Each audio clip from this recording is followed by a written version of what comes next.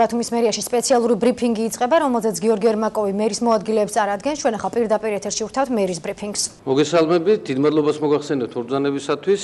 ჩვენ დიდი ხნის განმავლობაში ყოველ შემთხვევაში არა, მაგრამ უფლებამოსილების შედგომის შემდგომ ველოდით რამოდენიმე დღე და შეპირებისამებრ მე მინდა მოგახსენოთ, რომ დღეს ჩამოვყალიბდით და წარვადგენთ მერიის იმ გუნდს, რომელიც ჩაუდგება სათავეში ქალაქის მართვას არჩეულ მერთან ერთად.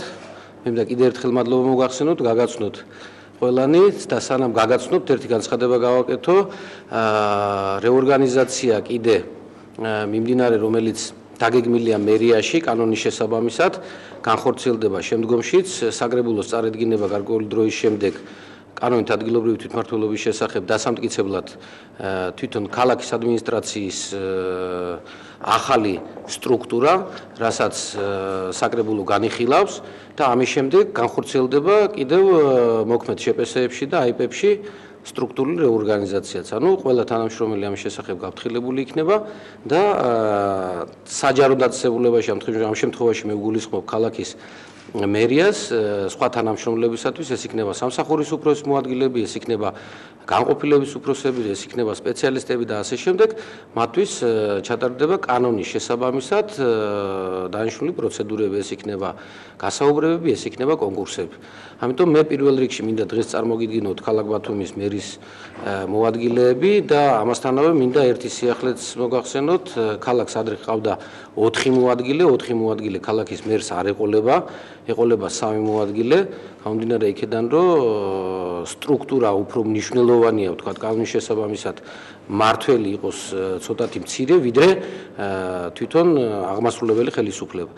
ამიტომ მე მინდა წარმოგიდგინოთ ქალაქის 3 ვიცემერი, რომელიც იმ დროის განმავლობაში, როდესაც მერს ექნება უფლებამოსილება, მასთან ერთად შეასრულებენ თავის სამსახურებრივ მოვალეობას. მე მინდა გაგაცნოთ ბაგრატ მანველიძე, ვიცემერი, მე მინდა გაგაცნოთ ალექსანდრე მითაიშვილი, ქალაქის ვიცემერი, მე მინდა გაგაცნოთ ბატონი სურა ბერიძე, ქალაქის ვიცემერი. ამავდროულად მე მინდა ვისარგებლო შემთხვევით და ვთქვა ერთ-ერთი კრიტერიუმი და ერთადერთი, რაზეც მე ვსაუბრობდი ყოველთვის, ეს იყო პროფესიონალიზმი, ეს იყო კეთილსინდისიერება და ეს იყო შრომის მოყვარეობა ადამიანებისა.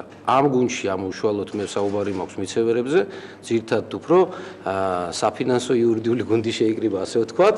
ეს არიან ეკონომისტები გამოცდილი, საბანკო სექტორშიც ნამუშევარი, ხანგრძლივი პერიოდი სახელმწიფო სექტორში ნამუშევარი, რომლებსაც ძალიან დიდი გამოცდილება აქვთ მართვისა და მე იმეც გამოვთქვამ, რომ მათთან ერთად შეუძლებ ქალაქისათვის ბევრი სასიკეთო საქმის გაკეთებას. ასევე მე მინდა წარმოგიდგინოთ სამსახურის ხელმძღვანელებს და გითხრათ, რომ რეორგანიზაციის შემდეგ რაოდენობა, ვთქვათ, გარკვეული სამსახურებისა იქნება ოპტიმიზირებული და შერწყმული და ამ ეტაპზე მივიღეთ გადაწყვეტილება, რომ სხვადასხვა სამსახურის ხელმძღვანელები დელეგირებასთან ერთად, როდესაც ისინი განთავისუფლდნენ თავიანთი უფლებამოსილებისაგან, მივიღეთ გადაწყვეტილება და მინდა წარმოგიდგინოთ, დავიწყოთ არქიტექტურის სამსახურის უფროსი იქნება ბატონი ირაკლი ახალაძე, რომელიც გარკვეული პერიოდის განმავლობაში და ძალიან ხანგრძლივი პერიოდის განმავლობაში შემიძლია ვთქვა ქალაქის მერიაში ადრეც საქმიანობდა, არის კეთილსინდისიერი, პატიოსანი, შრომის მოყვარე, პროფესიონალი ადამიანი და კარგი ბათუმელი.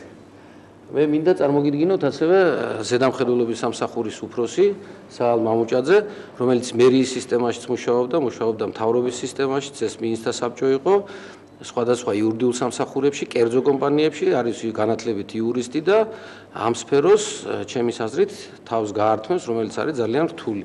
ასევე მინდა წარმოგიდგინოთ სამობილიზაციო სამსახურის ახალი ხელმძღვანელი, ეს არის ბატონი ლევან მამინაიშვილი, რომელიც კიდევ ერთხელ ხაზგასმით ვამბობ, არის თავის საქმის პროფესიონალი, ამავდროულად ზუსტად იმ საქმიანობასთან და იმ სფეროსთან, სადაც ის ინიშნება, უშუალო შემხებლობა ჰქონდა წლების განმავლობაში, ამჟამად მუშაობდა აჭარის ავტონომიური რესპუბლიკის მთავრობაში და იმედი მაქვს და რწმენა იმისა, რომ ისიც კეთილსინდისიერად და კარგად გაართმევს დაგესრებულ მოვალეობას თავს. ასევე მე მინდა წარმოგიდგინოთ ბატონი თენგო პეტრიძე, რომელიც იყო კეთილმოწყობის სამსახურის უფროსის მოადგილე, ერთ-ერთი ნიჭიერი გამოცდილი კადრი და ხაზგასმით ვამბობ, ის ადამიანები, ვინც მერიაში მუშაობენ და ამ საქმიანობას ახორციელებენ კეთილსინდისიერად და მაღალპროფესიულ დონეზე, პირიქით შეიძლება იქნან დაწინაურებული სამ შემთხვევაში ეს ბატონ თენგი შეეხება და იმედი მაქვს, რომ კეთილმოწყობის სამსახურს, რომელიც ერთ-ერთი ურთულესი სამსახურია ქალაქის სტრუქტურაში, კარგად გაართმევს თავს.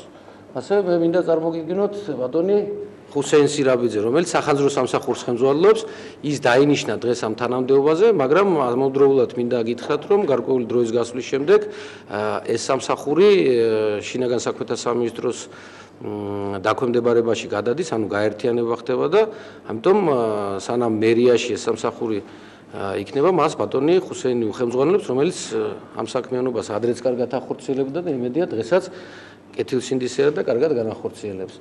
მე მინდა წარმოგიდგინოთ სოფიო მიქელაძე. ეს არის ჯანდაცვისა და სოციალური დაცვის სამსახურის ხელმძღვანელი, რომელიც ამ სამსახურს ხელმძღვანელობდა და ალბათ ისე კარგად შეასრულებს თავის მოვალეობას, იმედი მაქვს განაგრძობს ამ სამსახურში მუშაობას. კიდევ ერთხელ ხაზგასმით მინდა აღვნიშნო, რომ გარკვეული ნაწილი თანამდებობის პირების ამას შემდგომ თქვენ ადმინისტრაციის ხელმძღვანელი უფრო დეტალურად გაგაცნობთ, არის დანიშნული პირდაპირ ანუ თავის მოვალეობას ასრულებს და არის თქვათ მოვალეობის შემსრულებლები, რომლებიც რეორგანიზაციის შემდეგ ხელახლა გადაინიშნებიან. ასევე მე მინდა წარმოგიდგინოთ ჩვენი მამუკა თამაზაშვილი კულტურის სამსახურის ხელმძღვანელი, რომელიც ამ სამსახურს ხელმძღვანელობდა და ამ წუთას გააგრძელებს ამ პოზიციაზე მუშაობას. ასევე ადმინისტრაციის ხელმძღვანელი მინდა წარმოგიდგინოთ თემური კახიძე, რომელიც მუშაობდა ამ პოზიციაზე. ასევე მინდა წარმოგიდგინოთ არჩილ ვანაძე და ეგარსლან ლომაძე. ეს არის ფინანსური ბლოკი. მე კიდევ ერთხელ ვამბობ, სამსახურების ოპტიმიზაცია განხორციელდება და საბოლოო ჯამში საკადრო გადაადგილებების ბოლო მონახაზი გვექნება უკვე რეორგანიზებული მერიის სტრუქტურის ფარგლებში. მე მინდა წარმოგიდგინოთ აუდიტის სამსახურის ახალი ხელმძღვანელი მამუკა დარჩია, თავის საქმის პროფესიონალი, რომელსაც კონკრეტულად ამ საქმიანობასთან ძალიან დიდი შემხებლობა ჰქონდა, გამოცდილი ადამიანია, ისიც იურისტია და მე მგონი დავამთავრეთ ამ ეტაპზე. ანუ მერიას დღევანდელი დღიდან ყავს დანიშნული ვიცე-მერები, რომლებსაც მე ხვალ უკვე სამსახურის თანამშრომლებს წარუდგენ, რომელთა საკურატოროებიც განსაზღვრული იქნება და ისინი შეუდგებიან საქმიანობას. ასევე ყავს სამსახურის ხელმძღვანელები, რომლებიც უკვე ხვალინდელი დღიდან აქტიურად შეუდგებიან თავიანთ საქმიანობას. რაც შეეხება საკადრო ცვლილებებს, ისინი გაგრძელდება, ეს გამოიხატება კიდევ ერთხელ ვამბობ რეფორმირებაში.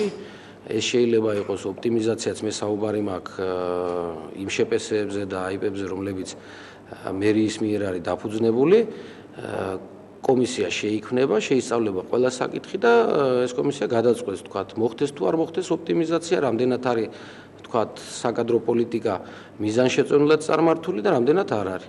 ასე რომ მომდევნო ეტაპი რეორგანიზაციისა და სტრუქტურული ცვლილებისა, ესე ვთქვათ, შეეხება უკვე მერიის შეპესეებსა და აიპებს, მერიის მიერ დაფუძნებულ ორგანიზაციებს.